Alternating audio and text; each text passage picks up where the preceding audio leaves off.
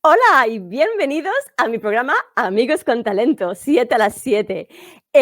Nada, los que no me conocéis, soy Nuricoco, y me he inventado este programa porque quería hablar con mis amigos sobre las temáticas que son importantes para mí.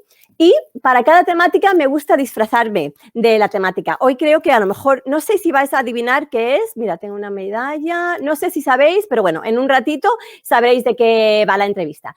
Contaros que me estáis viendo desde mi canal de YouTube o mi página de Facebook. Si estáis en mi canal de YouTube, suscribiros, le dais así al botoncito.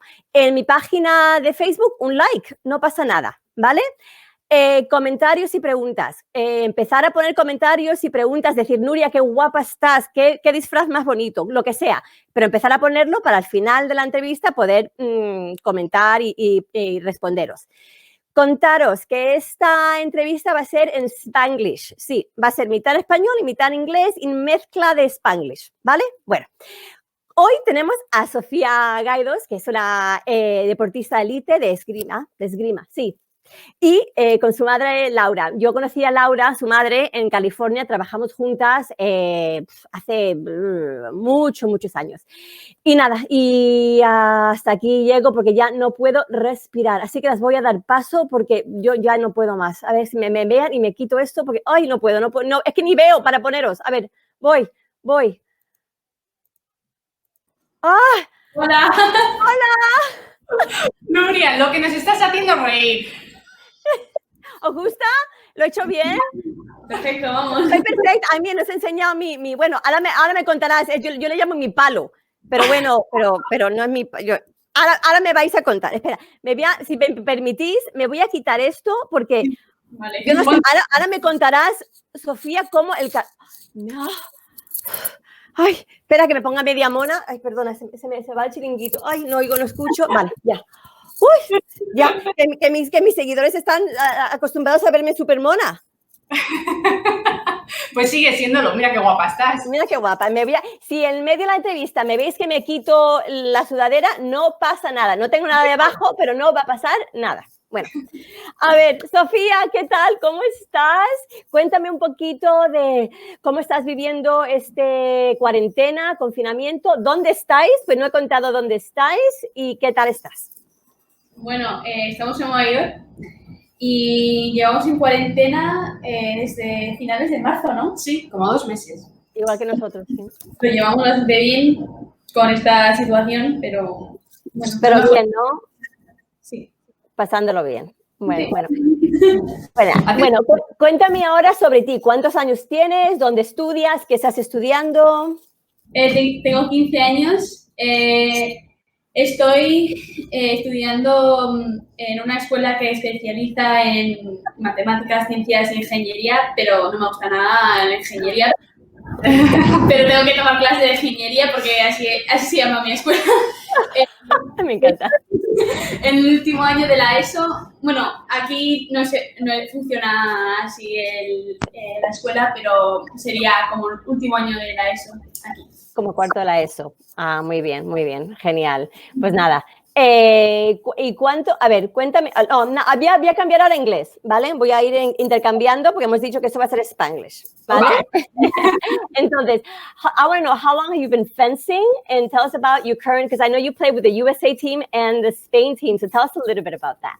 I've been fencing for, I think, like 5 years, and I mean, I train here in the US. I don't fence with the US team. Like I train with a lot of amazing fencers. Like I go to a club where I'm fortunate enough to like be able to train with some like aspiring Olympians or current Olympians. And it's just, I'm so lucky to be able to fence and train with these like talented and hardworking athletes. And in Spain, I fence for the under 17 and under 20 cadet and junior. That's what they're called respectively. They're elite like fencing teams, and I travel a lot, and it's a lot of fun, and it's just unlocking a lot of doors, and I never thought I would travel that much. Wow. And how did this begin? How did you say fencing? Because it's not like a sport. Like I'm going to be a skater, I'm going to be a soccer player, but fencing. I mean, I'm sorry. How did that come about?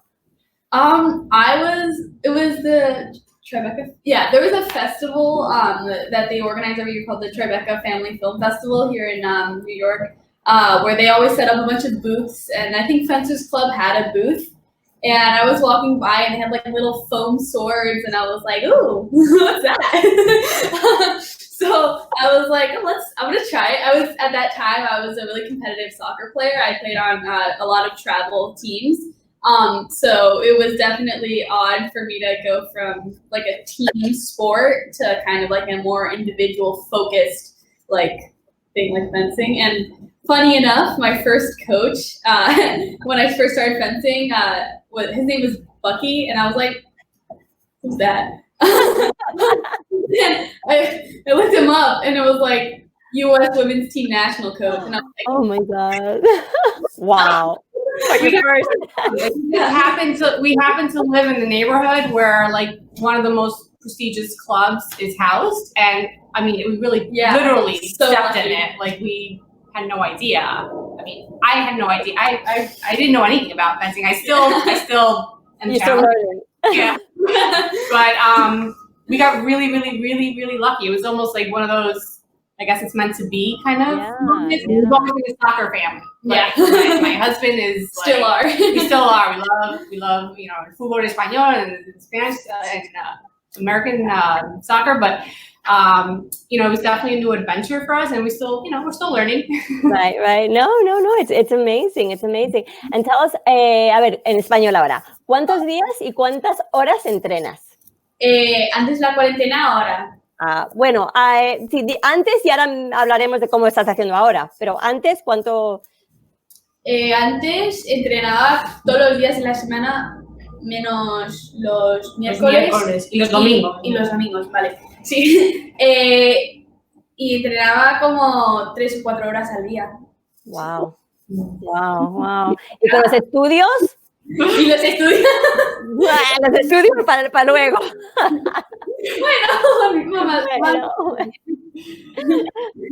Bueno, sé también, lo habéis dicho antes, que viajáis muchísimo por toda, y así, sobre todo aquí en España, creo que toda Europa habéis viajado.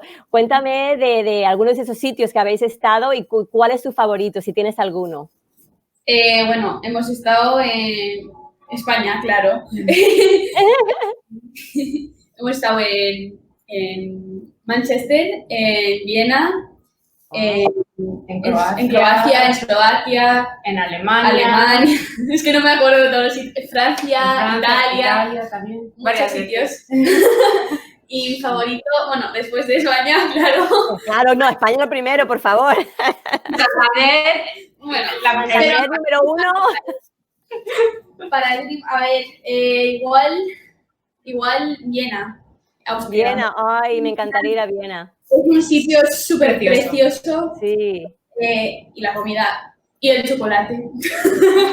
Ay, qué hambre tengo. Y en mercadillos de Navidad. Sí, ponen unos mercadillos de Navidad. Es que solemos visitar Viena durante... En noviembre. Sí, en noviembre y diciembre.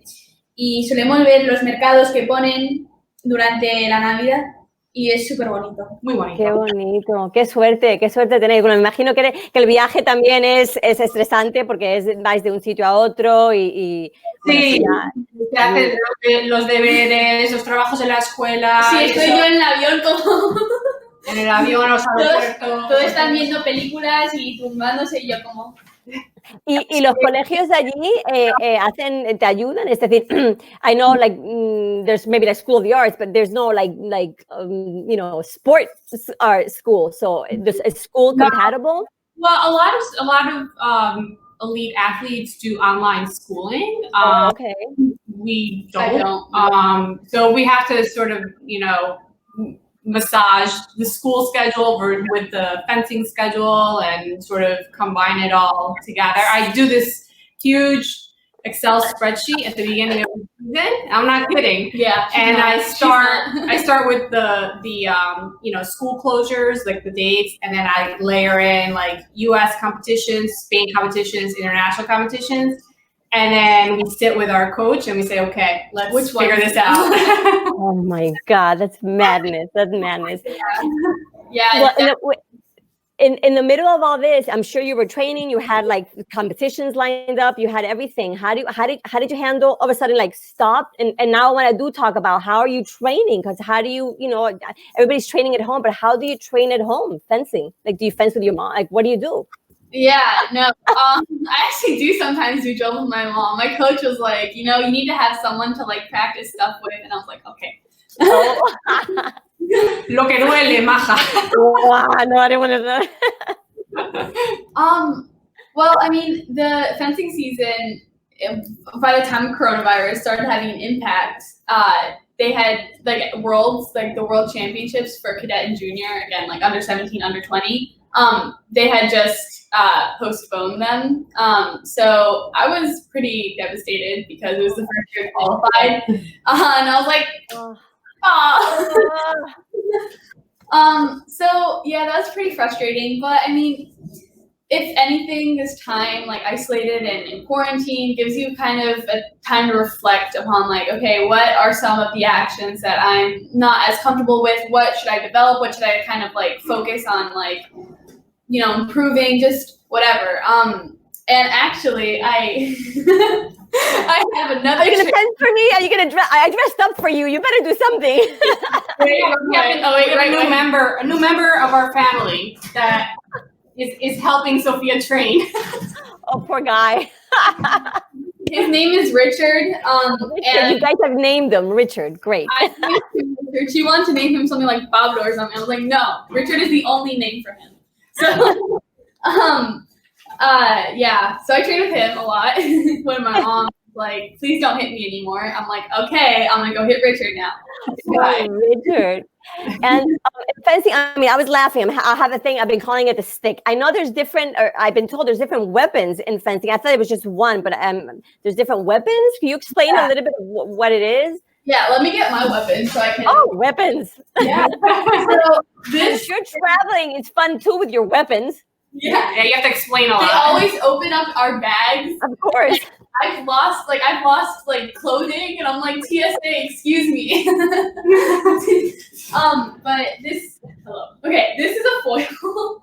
And it's the weapon I use. That's what it looks like. And there's also epee and saber, and I think the main difference, because I'm not gonna get too technical with this, but the main difference is that like the weapons look different and like they're different places you hit. So epee, it's like full body. Foil, it's like just like your torso. And saber, it's like torso and up. So like an arm, like your full arm. Yeah, that's torso. Right? Yeah. But in the competition, do you use one or do you use all three, or you just choose one and that's what you fight with? You choose one fence. When you start, and you finish with that one for the rest of your career, unless you decide to like change. Like, I don't know. I know some people that do different weapons. We stick to one. Yeah, I stick to one. No need to overcomplicate things. No sobra. No sobre. No. I'm done with my stick. And could you maybe nos puedes no sé, enseñar algo, entrenar, do something? I'd love to see you fence. Con Richard. Con Richard. No, not with you. A mí que te No. A ver, ¿dónde está Richard? Le pongo aquí la cámara. Poor Richard. Richard is the best boyfriend to have. He doesn't talk back to you. He doesn't eat much. He's good. He's really nice. Oh, that's good. I mean, like, every week our coach gives us like different exercises and stuff, and like different things we need to work on for that week. So that's really helpful. But I mean, usually if I'm just doing like my own little practice, like I do some like warm up drills with my hand, and then once I start getting comfortable, I start incorporating like some dynamic like movements. And yeah, that's kind of scary. I mean, isn't it? I mean, it just seems. I mean, I know like my protective gear, but it seems. Is it dangerous? Is it a dangerous sport? Could you get hurt? I mean, you want to show Nuria what you wear underneath, maybe? Yes, yeah. I mean, I'm sure it's not this, but no, it's not that. So definitely not that. This is what a real mask looks like. I'm sorry to little, but this is a real mask. Oh. Let's see the other way. Wow. Thanks, Mom. Sorry. And there's a lot of equipment with fencing, so it's like kind of like hockey. It's not one of the cheapest sports to get into. I was just going to say, it's an expensive sport. Yeah. It is. I mean, by the time you get all the equipment and replacement pieces. And also you travel a lot. Every time a weapon breaks or a competition, you just see parents go, yay. That's not good. Let me see the no, there's like different stuff. Like these are like the pants. You want to stand maybe? Yeah, I'm gonna stand. Oh, right. Yeah. I'm just gonna sit. So these are like the pants. Oh, hello. There you go. I have the patch on them, but some people don't. And then you wear this. Girls have to wear it. Guys can wear it if they want to. They don't need to, but it's just like you wear it. It's dressed. Very helpful. Yeah. And then this is kind of like another layer for protection. It goes over this. And it just like protects this part because it hurts a lot when you get hit there. A lot. And then you have your jacket, which is kind of what you're imitating with that hoodie.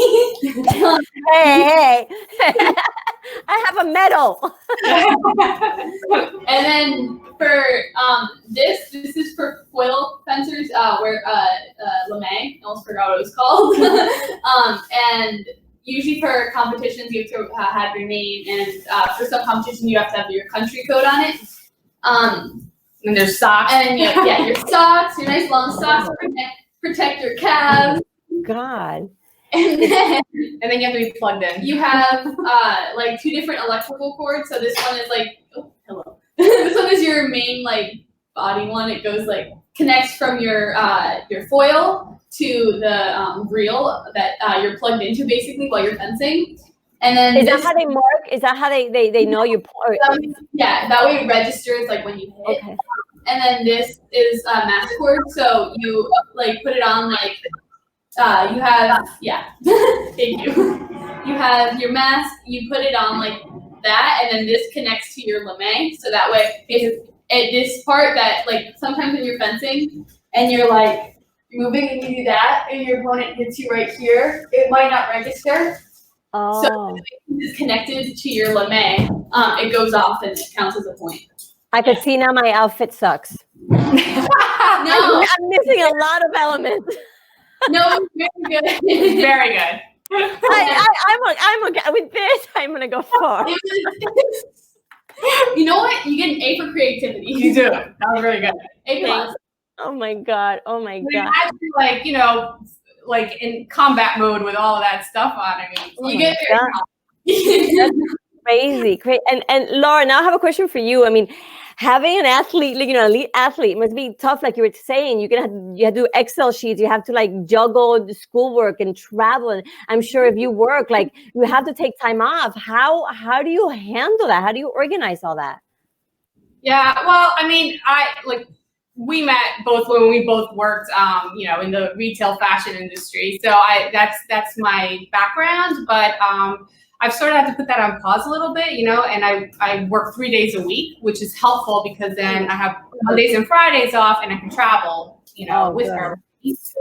But I think honestly for parents, like the key thing to really allowing your kid to pursue something like this is number one, you have to be uber organized because like if you're not, it just becomes a complete headache for everybody and that's not fun for anybody. And then number two, I really think that, taking a step back, like you're not there to push your kid. You're there to really just give them the opportunity, give them the tools they need, and really let the coach do his thing or her thing. It really becomes a whole different playing field when parents know that it's not their role to really push their kid. Because the minute that happens, the minute you put the gas pedal on your kid, they're pumping the brake. And so I've always told Sofia, like, the relationship you have to have with your coach is that of one that you would have with like an uncle or an aunt. Like they're part of your family. You tell them everything. something, you know, if your legs are hurting you that day, if you didn't get enough sleep, if you are stressed about something, they need to know that, because they're more important than the parent, frankly, when it comes to like pursuing something like this. So, you know, if that's really like my advice for any parent out there that wants to, you know, have a kid to pursue something like this, is to, number one, just be super, you're basically like their assistant.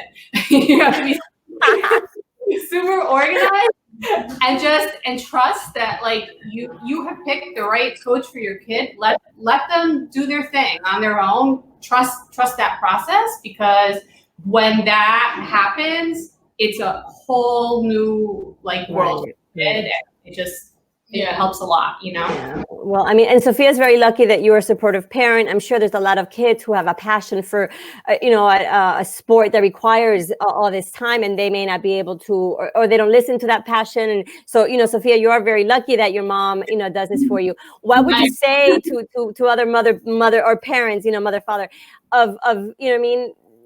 What do you say to them? Do you do this? I mean, do you have to make sure that you know, your son, daughter is really passionate, because it's a lot of work I'm seeing. So what would you say to them? I think it's important to have like little goals. Like the kid should have little goals, not the parent. And like, you know, just making sure that they have the tools they need to start getting to those goals. You know, like not everybody, frankly, not every kid wants to, you know, compete nationally. Some kids want to do a sport because it's fun and they need a workout, or they just want to do it with their friends.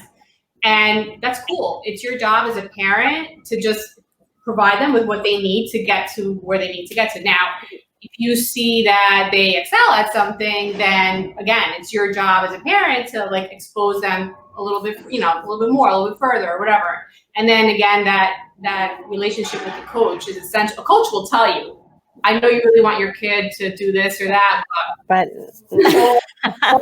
or the opposite. Like right.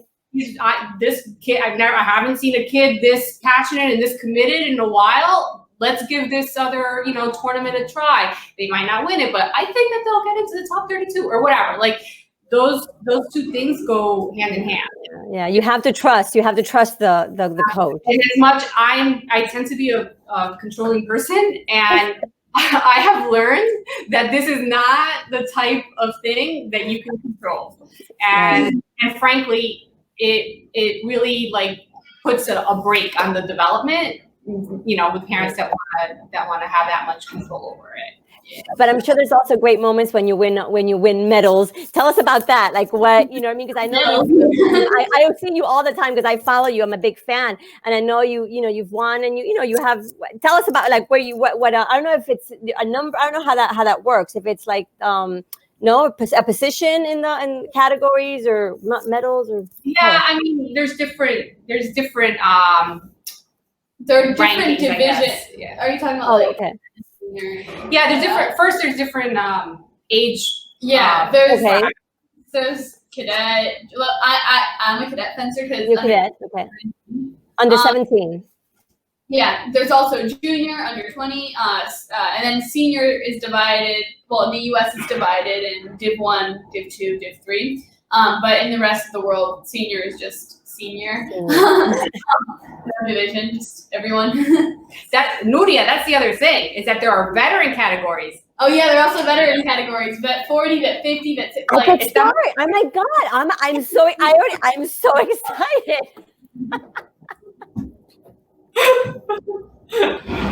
Ya lo que me faltaba, start fencing. You never know. I'm doing this, next week I'm fencing. Yeah. And the rest of the family, because we're talking just both of you, looks like you guys control everything, but there are other two elements in the family, and how do they handle it? I mean, my husband travels with us when he can. Yeah. Usually the Spain events I go on my own, but the events in the US are on weekends, so that's helpful. Oh, okay. Usually on weekends, so that's helpful. But it's una locura, because a lot of times when we have to go to Europe, it's literally a 4-day trip. Like we leave on a Thursday to get there on a Friday. She competes on a Saturday. We fly back on a Sunday. And then I have to do work. And then, we wake up in the hotel and we're like, where are we? Where are we? I know so many times I'm like, you're here. That's me. And you're like, no, I'm leaving. I just got here, but I'm leaving. So it's true. Wow. And then our son is a runner, so he does long distance races. Yeah. But he studies out of state, so he doesn't travel with us as much. Right, so right. He does come to competitions, and he's like, "When are we leaving? I don't want to be there." So it's like, it's not for everybody. It's not for everybody, But I mean, I'm glad. I thank you so much, because fencing, I think, is a sport that not many people understand. You see it, and it's not a typical sport. So thank you so much for explaining it, to me, and I'm sure to everybody who's listening, because it is so interesting. And I can't wait for you to be able to start training again, and join all the other competitions and win a lot of gold medals and go to the Olympics. And I'm already just thinking of everything you're going to do. I'm going to see people, if any comments, because I have this hidden. No one's. Oh, wait, hold on. Comments. Wait, no comments. There are comments. Sorry. Okay. Corina, she's a friend. She's like, genial. My dad's my biggest fan.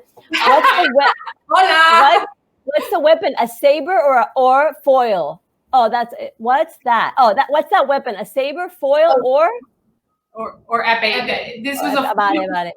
It's a foil, you said. Yeah. Foil. How does she get into that discipline? Ya la he preguntado, papá. You came in late. Oh no, maybe you asked that before I asked you. Ay, oh my God. Tengo una última pregunta antes de irnos. Sofía, con tu viaje, tus estudios, tu familia, ¿tienes novio?